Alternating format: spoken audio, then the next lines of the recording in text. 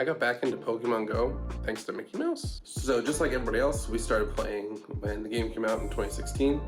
Back then we lived in Pennsylvania in a kind of small town, so there wasn't a lot going on. We had a couple Pokestops here and there, a couple gyms, but other than that, there wasn't really anything to do in the game.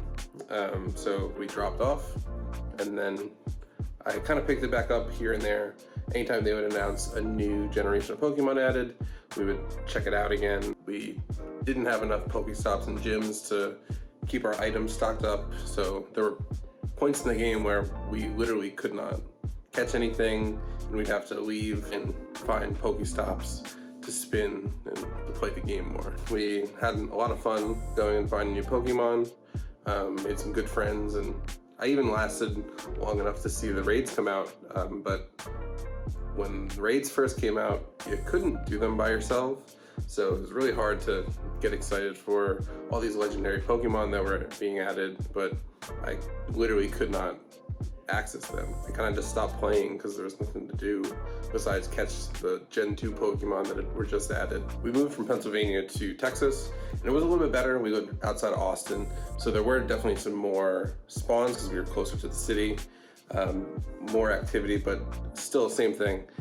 Not a lot going on where we were at. We could go into Austin, but besides going for Pokemon, we weren't really into walking around for no reason. We would check in every now and then when they had a new Pokemon, but that's about it, and we wouldn't really play. Fast forward to today, we now live 20 minutes from Disney World because we are full-blown Disney adults, and I think I'm more into Pokemon now than I was when I was a kid, as you could probably see from all the... So what happened? We were just minding our own business at Disney Springs. I think we were at Uniqlo, and I saw on somebody's phone they were playing Pokemon.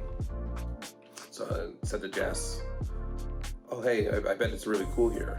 So sure enough, she downloaded the update, she pulled it up, and wouldn't you know, it's full of spawns of Charmander, there's Pokestops everywhere, there's gyms everywhere, and as she's doing that, I'm seeing person after person come in with it on their phone. So it turns out that we were actually there on a community day for Charmander, which I did not participate in, and I still don't have the Mega Energy to Mega Evolve my Charizard, but it's okay. So as she downloaded it, she saw person, all playing Pokemon. It literally felt like 2016 again, where everyone was just on their phones, just playing Pokemon. So what makes it different at Disney versus all the other places that we played before? The big thing would be the spawns, the Pokestops, and then the raids. We literally could go on a Sunday and not have to worry about restocking again until we go again the next weekend. The amount of Pokestops and gyms that are at Disney is crazy. It gets to the point sometimes where we literally can't even click the Pokemon because we're just hitting the stops. There'll be 2, 3, 4 Pokestops all on top of each other, which is annoying, but for restocking, it's amazing. I think the best part about playing at Disney is the raids. Even in 2024, when the game is 8 years old, we can go on any day of the week to Disney. If there's a new Pokemon that's in a raid, as long as we're there when the raid starts, there's gonna be 10 people in the raid. It's wild. We've been able to do so many mega raids, legendary raids, shadow raids that before moving here were never even a possibility. I would go to a raid back in Pennsylvania and it'd be me and maybe one other person, and there would be no chance. Here, within 30 seconds of me starting the raid, it's a full lobby and we're ready to go. Even though it's the most fun I've had playing Pokemon since starting the game, there definitely are some drawbacks about playing at Disney that you should definitely be aware of. The first thing is, I would never expect someone to pay to get into Disney World just to play Pokemon. That's crazy.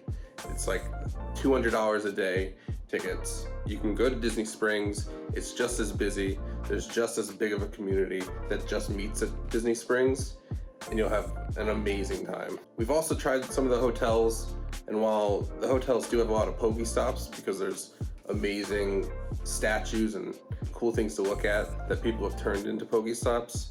Everybody's at the parks, so you're not going to be able to do raids and gym battles like you would at a park or Disney Springs. One other thing just to be aware of is, especially depending on the time of the year that you come, it could be very busy at Disney to the point where I don't even want to bring my phone up to try and catch the different Pokemon. So we try the best we can to stay out of the main pathways, especially when there's a cool cluster spawn. But it definitely could be a little annoying when you're trying to catch a Pokemon and there's thousands of people in the path that you're walking with. So just be careful and pull off to the side, catch what you need to. There's more than enough spawns at Disney. You'll see something again if you can't get to it because the path is moving forward. So thanks to Disney, I'm fully addicted to Pokemon again. So thank you very much, Mickey Mouse. Having a great time meeting some great people, doing raids with them. My friends list is now full for the first time ever in Pokemon Go. If you're in the area and you're looking to try the game out again, who knows, we might bump into each other and Jess can show you all the shinies that she gets that I don't, because my luck is trash. So thank you.